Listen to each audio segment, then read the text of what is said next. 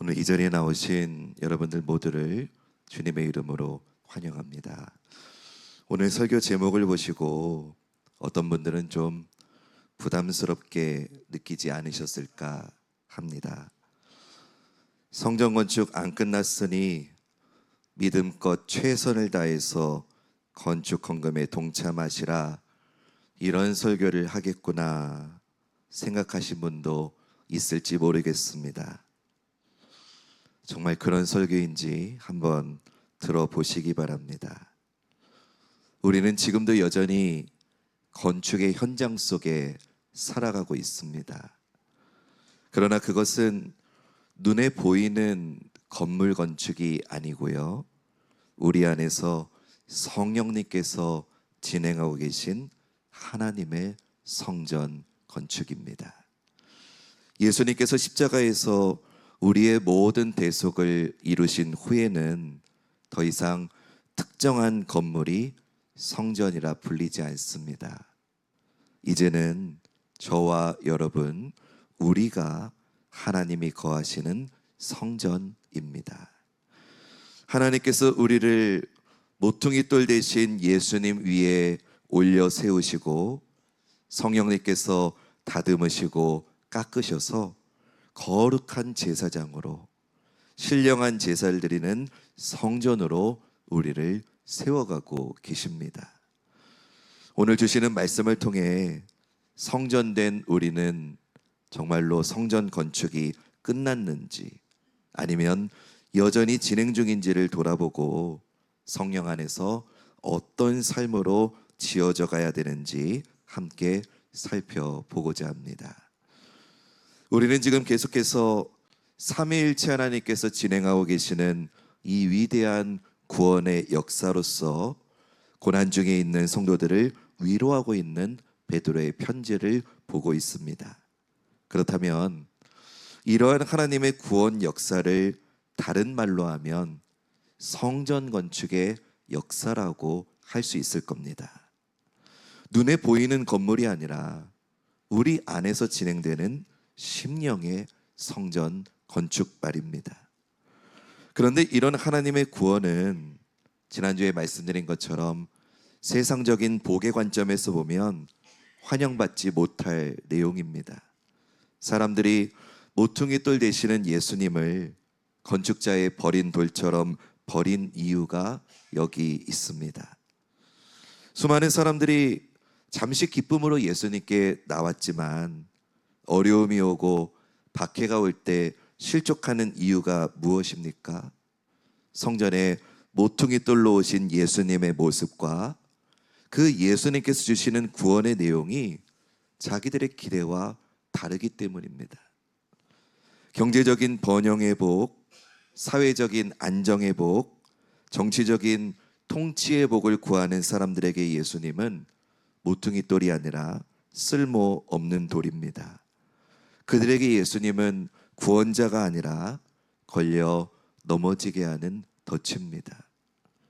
이런 예수님을 우리가 구주로 왕으로 영접해서 그 주님을 보배로운 산 돌로 믿고 말씀으로 다듬어지고 깎아져서 주님과 연합한 성전으로 지어져 간다는 건 여러분 정말 하나님의 은혜의 결과입니다. 은혜 아니면 이런 일이 불가능합니다. 그러나 이 은혜는 마치 외국인이 새로운 나라에 발을 디뎠을 때 느끼는 그런 감정처럼 이 땅의 관점에서는 낯선 은혜입니다. 그래서 베드로는 이 편지를 받는 성도들을 이렇게 부릅니다. 베드로전서 2장 11절 말씀 우리 함께 읽어보겠습니다. 시작.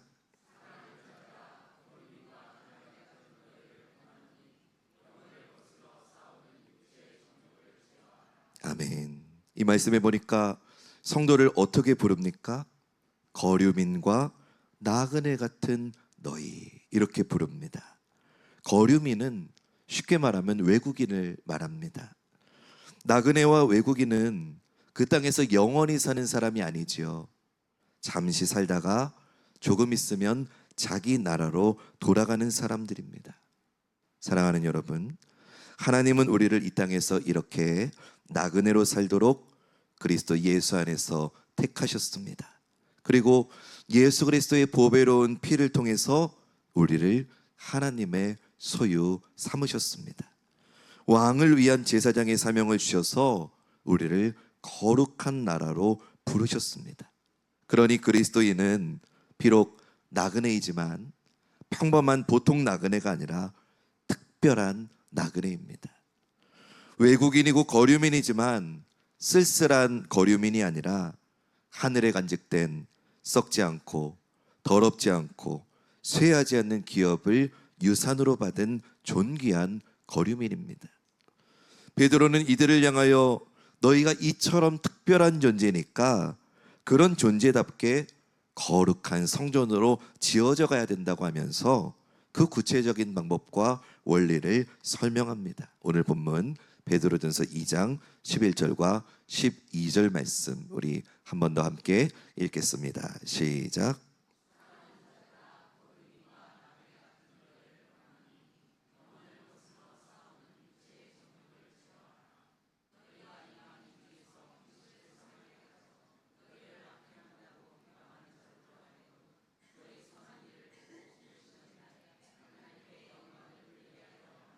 아멘. 이 말씀에 보니까 크게 두 가지를 말합니다. 하나는 육체의 정욕을 제어하라고 합니다. 또 하나는 선한 행실을 가지라라고 합니다. 먼저 육체의 정욕을 제어하라는 말씀을 살펴보겠습니다. 육체의 정욕이 무엇이냐? 앞선 베드로전서 1장 14절에 보면 말씀을 한번 눈으로 따라와 보시면서 보세요. 1장 14절에 보면 구원받기 전에 따르던 사욕이다 이렇게 베드로가 말했고요. 2장 9절에서는 이 맥락을 좀 보면은 무엇이 육체의 정욕이냐? 어둠에 속한 욕망이다라고 할 수 있습니다. 그러니까 육체의 정욕은 어둠에 속한 욕망으로 타락한 본성이 부추기는 더럽고 부끄럽고 왜곡된 욕망입니다. 사도 바울은 이것을 로마서 7장 20절에서 한번 눈으로 보세요. 이런 육체의 정욕들을 죄라고 그렇게 불렀습니다. 여러분, 왜 그리스도인들이 육체의 정욕을 제어해야 됩니까? 이것이 영혼을 거슬러 싸우기 때문입니다. 이 영혼은 거듭난 영혼을 말합니다. 하나님께서 심어주신 새로운 본성을 말합니다. 하나님을 사랑하고 이웃을 사랑하려는 생명입니다. 그런데 육체의 정욕은 이 새로운 생명의 본성을 거슬러서 하나님 사랑과 이웃 사랑의 삶을 살지 못하게 합니다. 육체의 정욕은 이전에 따르던 사욕을 본받게 합니다. 육체의 정욕은 오직 자기만을 위해서 살도록 부추기고 우리를 유혹합니다. 특별한 나그네로 부름받은 성도가 그 부르심에 합당하도록 하나님께서 거하실 성전으로 지어져 가려면 가장 먼저 육체의 정욕을 제어하지 않으면 안 됩니다. 그래서 육체의 정욕을 제어하라고 하는 겁니다. 그런데 여러분, 육체의 정욕을 제어할 때 우리가 기억해야 될 것이 있습니다. 우리 한 번 더 베드로전서 2장 11절 말씀 한 번 더 읽겠습니다. 시작.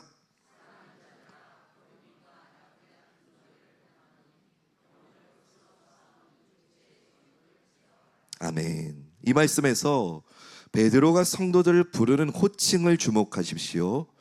사랑하는 자들아, 사랑하는 자들아 이렇게 부릅니다. 더 정확하게 번역하면 사랑을 받는 자들아입니다. 누구의 사랑을 받는 자들입니까? 베드로의 사랑이기도 하지만 하나님의 사랑을 받는 자들이라는 겁니다. 너희들이 비록 고향을 떠나서 뿔뿔이 흩어져서 지금 고난당하는 삶을 살고 있지만 너희는 하나님의 사랑을 받는 특별한 나그네이고 존귀한 거류민이다 라고 말하는 겁니다. 이렇게 특별한 하나님의 사랑과 은혜를 받고 있으니 그 사랑과 은혜를 기억하면서 육체의 정욕을 제어하라는 겁니다. 여러분, 억지로 이를 물고 의무적으로 정욕을 제어하라는 게 아니에요. 우리가 하나님의 사랑을 받고 있기 때문에 하나님의 그 사랑이 우리의 육체의 정욕을 제어하는 원동력이 될 수 있다라고 말하는 겁니다. 흔히 우리가 자주 하는 말 가운데 마음은 원이로되 육신이 약해서 못하겠다, 이런 말들을 자주 합니다. 목사님, 설교 시간에 안 졸고 싶은데요. 마음은 원인데 육신이 약해서 잘 안 됩니다. 맞습니다. 분명히 그런 면이 있습니다. 그러나 적어도 육체의 정욕에 있어서는요, 육체의 정욕을 제어하지 못하는 건 육신이 약해서가 아닙니다. 그건 성령을 따라서 살지 않기 때문입니다. 이건 제 말이 아니고 로마서 8장 3절과 4절 말씀 읽어볼까요? 시작.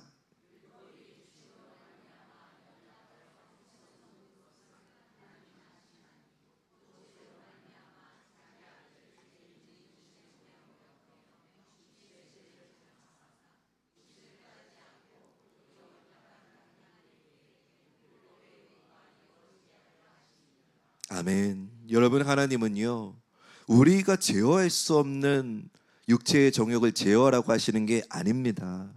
하나님이 예수님을 육신의 모양으로 이 땅에 보내셔서 우리 주님이 육신을 따라서 살지 않으시고 영을 따라 사셨기 때문에 그 예수님을 믿는 우리가 성령의 능력으로 율법의 요구인 하나님 사랑과 이웃 사랑의 삶을 살 수 있도록 길을 열어주셨다는 말씀이 방금 이 말씀입니다. 우리 또 로마서 8장 12절과 13절 말씀, 그렇기 때문에 어떻게 해야 되느냐, 우리 이 말씀 읽어보겠습니다. 시작.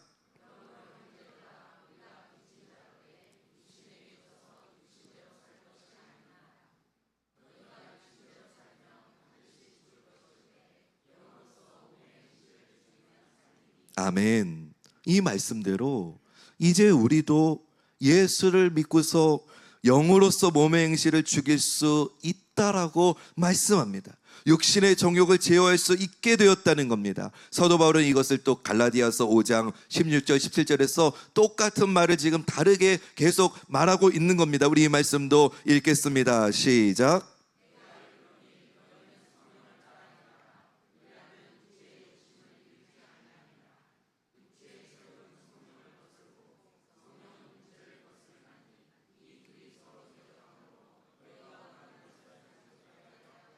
아멘.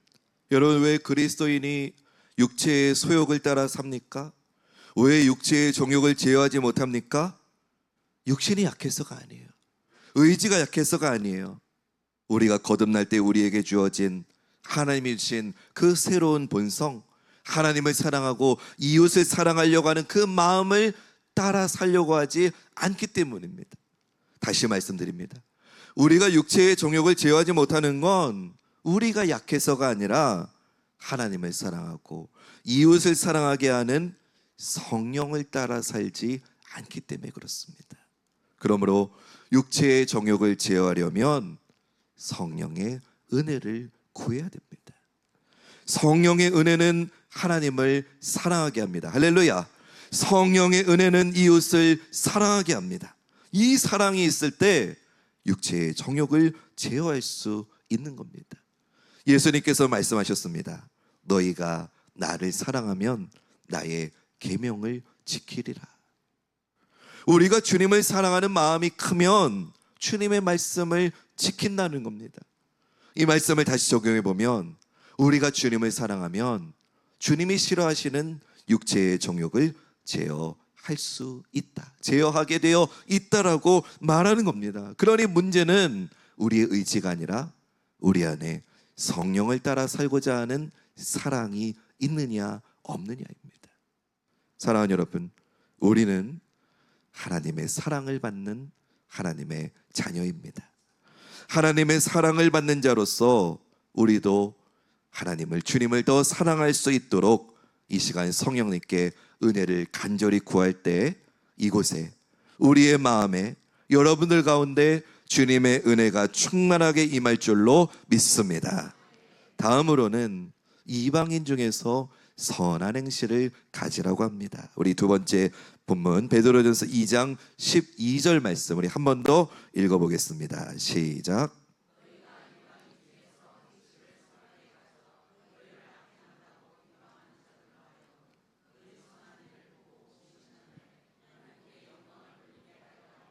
아멘. 자, 여기서 행실이라고 하는 단어가 나오는데요. 이 행실은 우리의 매일의 일상을 말합니다. 베드로는 이미 1장 15절에서 너희는 모든 행실에 거룩한 자가 되라 라고 단호하게 권면했었지요.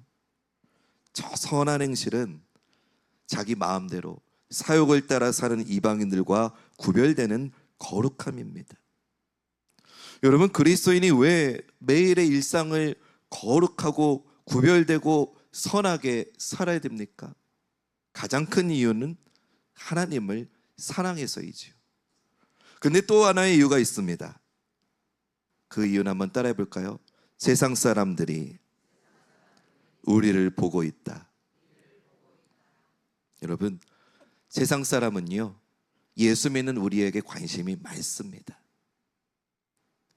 제가 얼마 전에 아침에 평일에 교회에 나오는데, 제가 이제 지금 저희 사택에 산 지가 한 2년 이상 된 것 같습니다.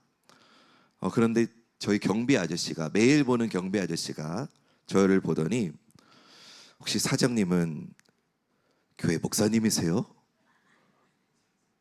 그 순간에 등골이 오싹해지는 거예요. 내가 그동안 이분에게 어떤 모습으로 비춰졌지? 혹시 내가 그동안 추리한 복장으로 분리수거하러 갔을 때 혹여라도 제대로 분리수거 안 한 걸 보시진 않았나? 저희 집이 1층인데 혹시 집사람과 크게 말하는 게 이분에게 들리진 않았나? 온갖 생각이 다 드는 거예요. 근데 그분의 눈에 내가 목사로 보이긴 했나 보다. 안심과 오싹거림이 동시에 들려오던 거죠. 세상 사람들은요, 우리에게 관심이 많아요. 그래가지고 세상 사람들이 하는 말 중에 참 속상한 말이기도 하면서 또 한편으로는 그래도 소망을 갖게 되는 말씀이 뭔지 아세요? 세상 사람들은요, 불리해지면은 여러분들에게 이렇게 말합니다. 교회에 다니는 사람이 그래도 돼? 예수 믿는 사람이 그래도 돼?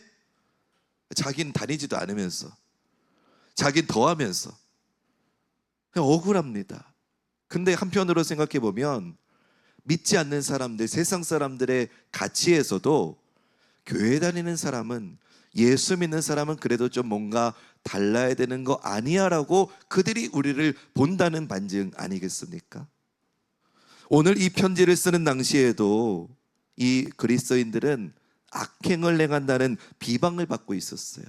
왜냐하면 이 시대에는 로마 황제가 황제를 숭배하라는 칙령을 전 세계에 퍼뜨려 놨는데 예수 믿는 그리스도인은 이 황제 숭배를 거부했거든요. 그래서 세상 사람들이 기독교인을 국가에 반역하는 자들이라고 했어요. 로마의 평화를 파괴하는 자들이라고 비방했어요. 또 더군다나 이 그리스도인의 이 신앙을 잘 모르는 세상 사람들이 성만찬을 할 때 이거는 주님의 몸입니다, 이것은 주님의 피입니다 하니까 예수 믿는 사람은 사람의 살과 피를 먹는 식인종이라고 그렇게 비방을 했어요. 이런 오해가 있고 그 오해에 따른 비방이 있는데 어떻게 성도가 선하게 살지 않을 수 있겠습니까? 누군가가 나를 보고 있고 그 사람이 내 신앙을 오해해서 비방하고 있다면 우리가 더 거룩하고 선하게 살아야 되지 않겠습니까? 저는 요새 음식물 쓰레기 버리러 갈 때마다 집사람에게 묻는 게 있습니다. 나 괜찮아? 나 이렇게 입고 나가도 괜찮아?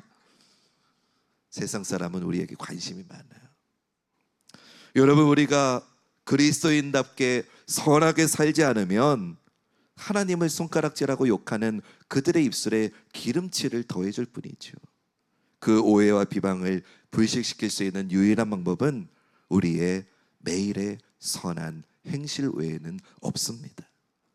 그러나 그렇다고 해서 우리의 선한 행실을 떠벌려서는 안 됩니다. 마치 제가 경배현 씨 보세요, 저 목사입니다, 저 분리수거 합니다, 이럴 필요가 없다는 거예요. 성도의 행실은 오른손이 하는 일을 왼손이 모르게 하는 선행이 되어야 됩니다. 자기를 드러내고 자기를 과시하는 선행, 사람들에게 보이려는 선행이 아니라 세상과 구별된 생각과 신앙의 가치관에서 나오는 자연스러운 일상 자체가 우리의 선한 행실이 되어야 됩니다. 예수님은 이것을 이미 말씀하셨어요. 마태복음 5장 13절부터 16절 말씀, 우리 다소 길지만 함께 읽어보겠습니다. 시작.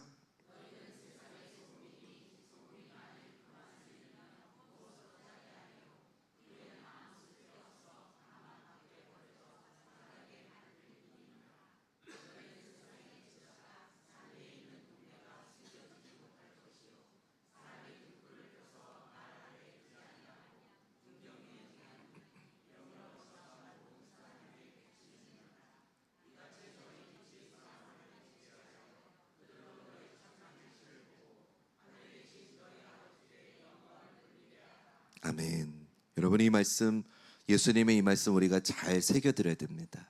근데 우리가 오해하지 말아야 되는 부분이요, 예수님께서 말씀하시기를 너희가 소금이 되라, 너희가 세상의 빛이 되라, 이렇게 말씀하신 게 아니에요.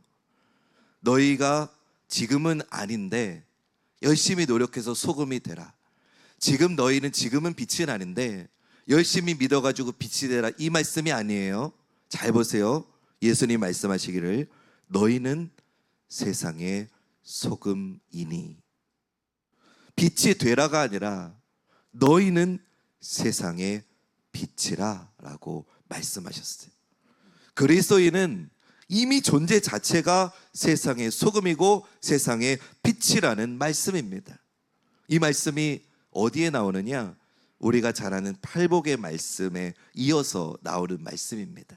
심령이 가난한 자, 애통하는 자, 온유한 자, 의에 줄이고 목마른 자, 긍휼히 여기는 자, 마음이 청결한 자, 화평케 하는 자, 의를 위해서 박해를 받는 자, 이런 팔복의 특징을 갖고 있는 거듭난 성도는 그 존재 자체가 이미 세상의 소금이고 세상의 빛이니 너희의 그 존재 자체를 숨기지 말라고 말씀하시는 겁니다. 우리가 숨기지 않으면 자연스럽게 드러나는 겁니다. 선생님은, 사장님은, 목사님이세요. 자연스럽게 드러나는 겁니다. 이같이 너희 빛이 사람 앞에 비치게 하여 그들로 너희 착한 행실을 보고 하늘에 계신 너희 아버지께 영광을 돌리게 하라라고 말씀하십니다. 의도를 가지고 착한 행실을 보이라는 게 아니에요. 너희는 이미 빛이고 이미 소금이니 너희의 존재된 그 자체, 너희의 일상 자체를 착한 행실이 되는 존재로 그대로 보이기만 하면 된다라고 하는 주님의 말씀이에요. 지금 베드로는 예수님의 이 말씀을 가지고 선한 행실을 가지라고 권면하고 있는 겁니다. 이방인 중에서 선한 행실을 하라는 건 의도적으로 보이려고 그들에게 착한 행실을 보이라는 뜻이 아니라 너희가 하나님을 모신 신령한 성전으로 지어져 가고 있다면, 너희가 예수님을 모퉁이 돌로 해서 그 돌에 맞게 너희의 삶을, 믿음을 깎고 다듬어 가고 있다면, 그런 성전 건축 공사 자체가 이미 너희 존재 자체가 세상의 소금이고 세상의 빛이니 그것을 애써 숨기지 말라는 겁니다. 너희는 특별한 나그네다, 택한 백성이다, 거룩한 나라다, 왕을 위한 제사장이다, 하나님의 소유된 백성이 너희니 너희의 존재됨을 육체의 정욕으로 막지만 않으면 자연스럽게 이방인들 중에 너희는 너희의 존재됨, 너희의 선한 행실이 전하여져서 그들이 너희를 보고 하나님께 영광을 올려드리게 될 거다. 할렐루야. 이것이 오늘 베드로를 통해 우리에게 주시는 하나님의 말씀입니다. 여러분, 사람은요, 입는 옷에 따라서 행동이 달라지게 되어 있습니다. 멀쩡한 남자도요, 예비군 훈련 가가지고 예비 군복만 입으면 이상한 아저씨가 됩니다. 지금 우리 상민이가 저렇게 멀쩡하게 앉아 있지만 예비군복만 딱 입혀놓으면은요 막 걸음걸이가 이상해지고 말투가 이상해지고 그렇게 됩니다. 왜냐? 사람은 입는 옷에 따라서 행동이 달라지기 때문입니다. 그러나 제복을 입고 있는 사람들, 특히 뭐 장교복이나 아니면은 뭐 경찰들 제복 같은 제복을 입고 있는 사람들은 행동을 절제합니다. 칼같이 합니다. 왜냐? 그들이 입은 옷이 그들의 생각과 그들의 행동을 결정하기 때문입니다. 그렇다면 여러분, 그리스도인은 어떤 옷을 입고 있습니까? 하나님께서 거하실 신령한 성전으로 지어져 가는 우리는 예수 그리스도라고 하는 거룩한 옷을 입고 있는 줄로 믿습니다. 예수라고 하는 옷을 입고 있기에 우리는 우리의 삶이, 우리의 말이, 우리의 행동이 아무렇게나 나올 수 없습니다. 예수의 핏값에 맞는 말과 행동과 우리의 생각과 삶이 되어야 될 줄로 믿습니다. 하나님께서 우리를 사랑하신다고 하십니다. 그러니 여러분, 그 사랑으로 우리의 육체의 정욕을 제어합시다. 마음이 가난하고 애통하고 온유하고 의에 줄이고 목마르고 긍휼히 여기고 마음이 청결하고 화평케 하고 의를 위해서 박해받는 사람으로 우리 서 있읍시다. 그러면 세상은 그런 우리를 통해서 하나님을 보게 될 줄로 믿습니다. 사랑하는 여러분, 우리는 이미 예수 그리스도의 피로 구속받은 거룩한 성전입니다. 그러나 동시에 우리의 성전 건축은 여전히 진행 중입니다. 그 성전 건축은 성령님께서 우리 안에 임하시고 성령님이 우리를 다듬으실 때 비로소 완성되어 갑니다. 그러므로 우리는 하나님의 사랑을 받는 자녀로서 육신의 정욕을 제어하고 세상 가운데 선한 행실로 하나님께 영광을 올려드려야 됩니다. 이건요 우리 힘으로 가능하지 않아요. 오직 성령님의 임재, 성령님의 도우심으로 가능합니다. 그러니 사랑하는 여러분, 이 시간 우리 이렇게 마음의 문을 열고 결단합시다. 성령 하나님, 내 마음에 임해 주십시오. 성령 하나님, 지금 이 자리 이곳에 임해 주십시오. 임하셔서 우리를 하나 되게 하시고 임하셔서 돌같이 굳은 우리의 마음을 부드럽게 새롭게 고쳐 주십시오. 오늘 우리의 예배가 성령님께서 친히 임하셔서 우리를 성전으로 세워가시는 놀라운 은혜가 있는 이 시간 되시기를 주님의 이름으로 간절히 축원합니다.